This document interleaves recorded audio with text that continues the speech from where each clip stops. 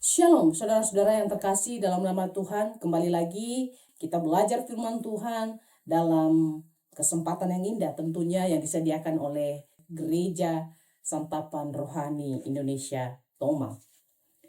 Sebelum itu, mari kita berdoa. Bapa yang dalam surga, terima kasih untuk firman Tuhan yang boleh kami dengar.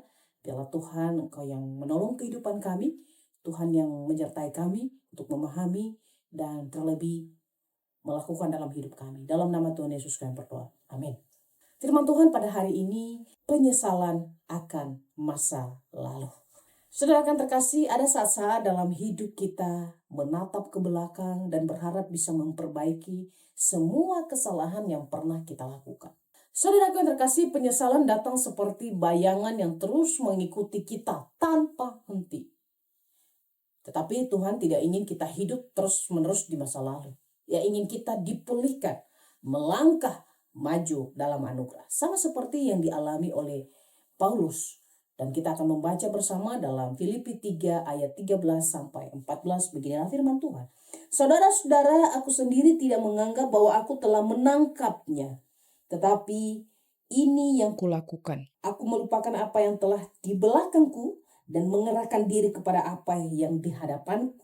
Dan berlari-lari kepada tujuan untuk memperoleh hadiah, yaitu panggilan surgawi dari Allah dalam Kristus Yesus.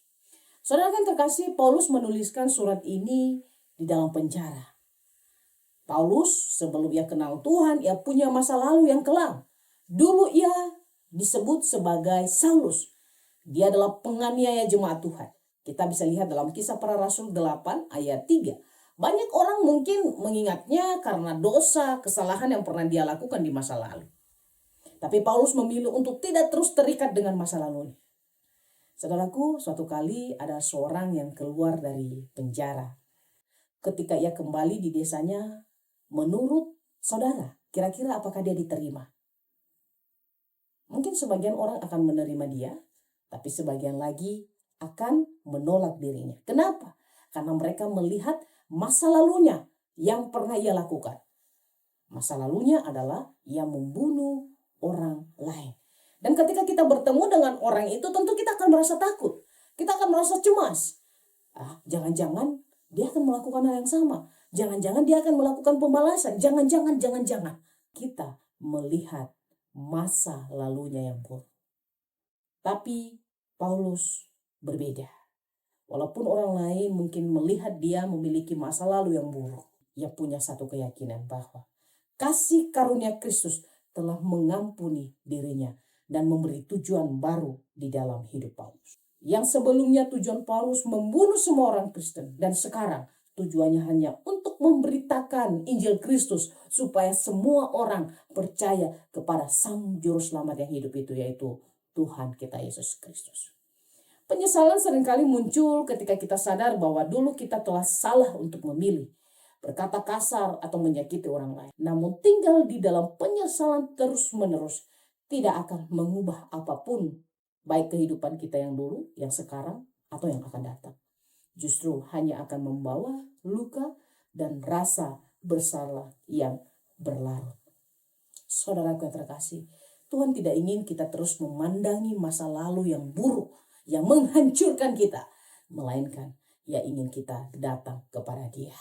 Setiap kegagalan bisa menjadi pelajaran berharga, dan setiap luka bisa Tuhan ubah menjadi kesaksian yang besar, bahkan bisa menjadi berkat. 2 Korintus pasal 5 ayat 17 berkata, jadi siapa yang ada di dalam Kristus, ia adalah ciptaan baru. Yang lama sudah berlalu, sesungguhnya yang baru sudah datang.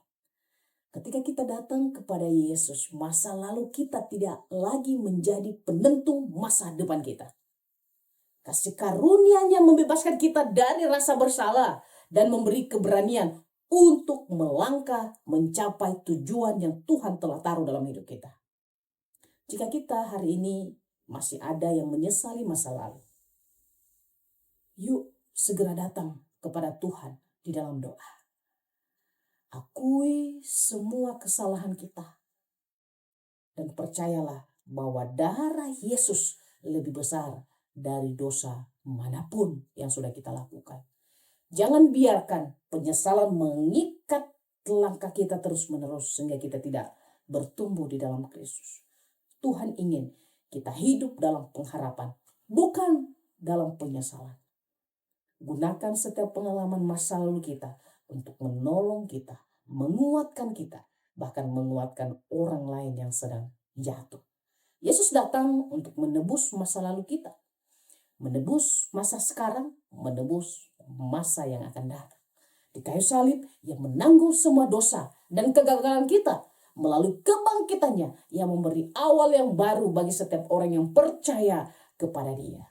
Dalam Kristus, masa lalu yang kelam diganti dengan masa depan yang penuh pengharapan. Dia adalah Tuhan yang menghapus masa lalu dan menulis bab baru dalam kehidupan kita dengan kasih dan anugerah. Apapun masa lalu kita hari ini, ingat, jangan terus-menerus hidup dalam masa lalu itu. Tuhan sudah ada di tengah-tengah kita dan Ia ingin memulihkan kita. Mari kita berdoa. Bapa di dalam surga, ada banyak masa lalu yang sudah kami lewati. Di dalam masa lalu itu kami menyakiti orang tua kami menyakiti orang-orang di sekitar kami seringkali berkata kasar, kami juga meninggalkan Tuhan, kami hidup sesuka hati kami. Dan seringkali masa lalu kami menghantui kami saat ini ketika kami mau melangkah menjadi orang yang lebih baik, ketika kami mau mendekatkan diri kepada Tuhan. Seringkali ketika kami datang di hadapan-Mu, ada suara yang mengatakan dalam hati kami, jangan datang, engkau orang berdosa, engkau orang yang tidak layak. Tolong ampuni kesalahan kami Tuhan, agar hidup kami benar-benar menyenangkan hati Tuhan.